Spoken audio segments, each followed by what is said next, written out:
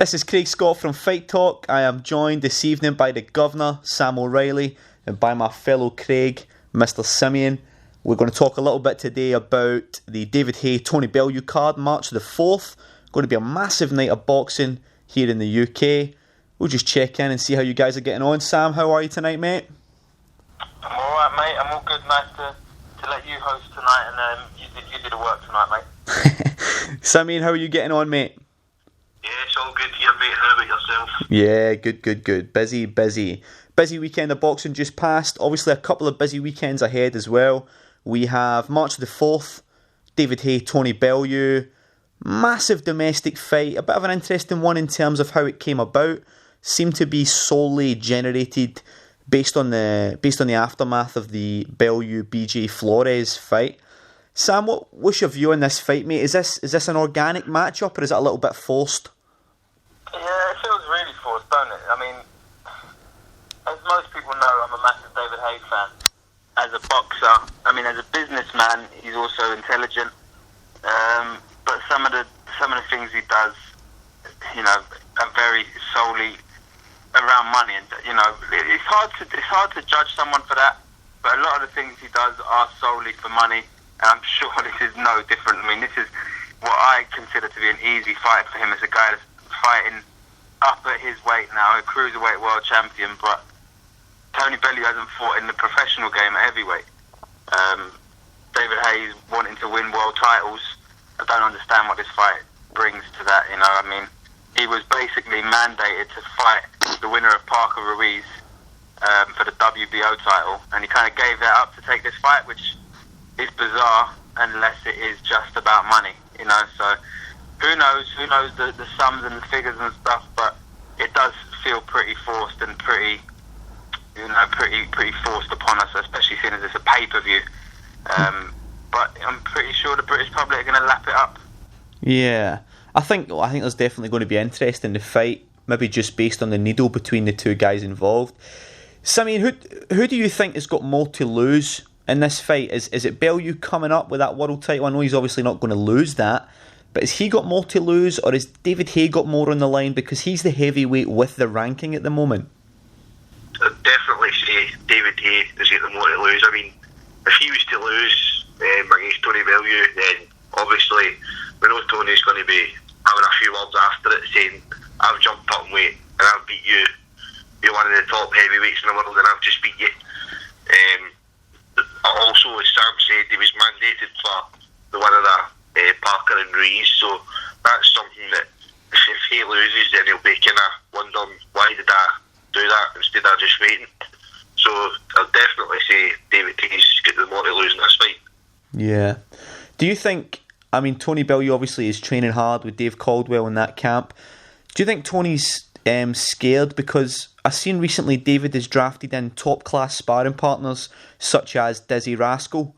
Do you boys think that's may put the fear in Tony Bellew at all? Do you think David's taking this seriously? It worked alright for Chris Eubank Jr., didn't it? He sparred Dizzy Rascal as well, and he got the win over Ronald Quinn.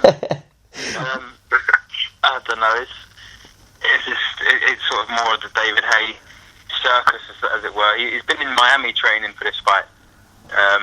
He came back briefly when he sort of announced the Ring Star promotion, you know, the Hayemaker Ring Star thing, and then straight back over to Miami.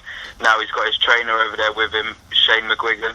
So I think they're doing the training, you know what I mean? They're putting the graft in. And I don't think anyone can ever question David Haye's, you know, his work rate as such is for a heavyweight is brilliant. He doesn't really tend to take rounds off, and he trains hard, and he looks the part. Whether, you know, you judge someone by how they look or not is another thing, but if you look at David Price at the weekend, you know, there's a million questions you could ask about his cardio and his strength and conditioning and such. I mean, David Haye had a dig at the strength and conditioning of David Price, and he said, I think he tweeted, if Tony Bellew's doing the same strength and conditioning as his gym mate David Price, then he's in for a rude awakening or something like that. But I don't think David Haye leaves any stone unturned when it comes to his training. I really don't. So I don't see that being a problem. Who does? Let me open this up to you, Craig. Who does Haye bring in? I seen a picture posted today, maybe yesterday, of David Haye with Antonio Tarver and Brian Jennings. Who poses a solid sort of mirror image of Tony Bellew and what Tony's going to bring to the heavyweight scene? Do you think it's those two guys? Are they good sparring partners, or do you have anyone else you would bring in? I mean, Tarver's a southpaw, so I don't. Well, similarities are the two of them are kind of 6'3", probably weigh about roughly the same. As I said, southpaw, orthodox, kind of different, but somebody that I would kind of bring in would be, God, the guy's name slipped me now, the guy that Joseph Parker beat before Ruiz. Carlos Takam? Yes, that's the one. Maybe somebody like him that'll kind of come at him, ruffle up a wee bit, just because we know Tony's got a bit of power, and I think Tony's actually going to be the one forcing the pressure. I don't know what you guys think. I think that's an interesting point. I think he has to. I don't think he's going to have the fear factor. I don't think he's going to keep Haye panicking if he's going to be working on the back foot. You know, I think Haye's got that fear factor with the power and the speed that he can stand on the back foot and counter punch. And I think that's when Bellew's going to be open to getting cracked. You know, I think Belleu will probably push forward, but he has to do it very, very sensibly. Because I know Sam's a massive David Haye fan. Regardless of whether you like him or not, he's a big, big puncher. Massive puncher. And listen, we are saying Belleu is a big puncher, and of course we've seen him knock people over for a number of years. But cruiserweight and light heavyweight are very, very different to heavyweight. I know David Haye didn't perform very well against Klitschko, but he took Klitschko's shots. He never looked really in danger of being hurt at any point. He was outboxed, and he let himself get beat by the jab and held and stuff, and Klitschko was smart. But this is a completely different fighter. Belleu he doesn't possess a great jab, if you ask me. He is pretty much a walk forward and throw bombs kind of guy. Now, David Haye beat someone similar to that, Derek Chisora, who had never been stopped before. His style was kind of the same in a way. Obviously, Derek Chisora is probably not as big a banger for his weight as much as Tony Bellew is, but he's come forward in your face, pressure you, and make you sort of see if he can break you down. David Haye's too smart for that. He's got quick feet, and even his jab can hurt you and get the angles he needs to land them massive haymakers and get you away. So I don't know what game plan Tony Bellew takes for this fight. I really can't work out what him and Caldwell are going to be working on that they think they can beat David Haye. The one thing that worries me thinking about the fight is if we isolate Chisora as an example. Chisora is taking the shots of Vitaly Klitschko. He's taking the shots of Big Hellenius, Dillian White at the weekend. Not the weekend, sorry, before Christmas. Took a lot of big shots from Dillian White in that fight as well. Only been stopped by David Haye. Tony Bellew was literally crumpled by Adonis Stevenson in a horrible, horrible fashion. So can Tony really take those shots? Can Tony take those shots at heavyweight? That's what I would be thinking. What do you think, Craig? Do you think he's got a chin that can handle heavyweight power? I still can't say on that. I mean, this is his first fight, obviously, but as Tony Bellew stated before, when was the last time David Haye actually fought a good opponent? Yeah. I mean, the two comeback fights he had was against a guy who now is a bare knuckle boxer, Mark Demori. And the last fight, I don't even know who the guy was. Sam does. Sam will know. Bellew's right in what he's saying. I mean, I know he done a lot of good stuff with handing over the ticket sale money in that Blackwell's charity and stuff like that, but Tony Bellew's right in what he's saying. I mean, he's not been hit for a number of years now, so it'll be interesting to see what happens. That's obviously the main event, which we've discussed a little bit. The co-main event is again a Liverpool versus London affair. Derry Matthews, tried and tested Derry Matthews, the Warrior, who I know you caught up with recently, Craig, is facing off against the young gun, Ohara Davies. Controversial character, Ohara Davies, on and off of Twitter. social media. He's causing a bit of controversy, he's splitting people down the middle. What do we think? Sam, I'll come to you for this one, mate. What do you make of the build-up of this fight? Because this is another one for me which has been completely generated based on social media back and forth. 100%. And a lot of the big selling fights nowadays are doing that. I mean, let's use David Allen as an example. He initially got the Dillian White fight just by talking shit on Twitter. And since then, he performed very well. Then fought Ortiz, and he's a top guy, and we hope he makes a good comeback. But he's a bit forgot to tell you, he got the Dillian White fight by talking shit on social media, right? Yeah. Now, I don't personally have any problem with that. Looking at Ohara Davies, it's a short career, People need to realise boxing is a very short career, and there's a short window to make big money in fights. To me personally, I don't have any problem with fighters using social media to their advantage and calling people out and making. Listen, the people that are going to buy this fight, there may be half that want him to get knocked out, there may be half that want him to win, but there's still people buying it. Do you know what I mean? So I don't personally have a problem with how the fight gets made. In today's day and age, today's society, everything is social media related, and who doesn't go on one of the social medias at least once a day? Do you know what I mean? So I personally don't have a problem with fights being made solely because of that. So I don't see it as an issue, to be honest. No, I see where you're coming from, and obviously we live in a changing world where social media is so accessible and people can say what they want, they can talk shit to one another, they can slag each other off like Ohara Davies and Derry Matthews have been doing. Does it take away a little bit from the hierarchy of the sport? When I say hierarchy, I mean the top guys fighting the top guys, the people who deserve a shot getting the shot. Does it detract from that a little bit, Sam, or do you think you're completely alright with that? In my honest opinion, boxing, when it comes to politics, is flawed on a million levels anyway. Yeah. So, kind of irrelevant. There's all these different versions of world titles nowadays. There's mandatory challenges, and then there's voluntary challengers who are barely in the top 15. So, to be honest, it's just another aspect of the sport where guys can kind of get a big fight by just talking shit. That shouldn't, it probably wouldn't have happened 20, 30 years ago because there wouldn't have been the platform for the guys to do it. But why not use every tool in the box? Or, why not use it to your advantage? That's nowadays, like you said, it's a changing world, and you'd be stupid not to make the most of it and generate money where you can in a relatively short career. Yeah. No, that's a fair point. Craig, how do you see that one playing out, mate? If we're being realistic, has Derry seen too many wars? Has Derry still got enough in the tank for you? And is Ohara Davies potentially the real deal? Or is it a case of being overhyped by a big promoter? What do you think, mate? Well, Derry Matthews came off a defeat to Luke Campbell, obviously. He got up there, had a good few body shots. I think he's been quite susceptible to the body over the years. I don't know if that's something that Ohara Davies is going to look to try and capitalise on.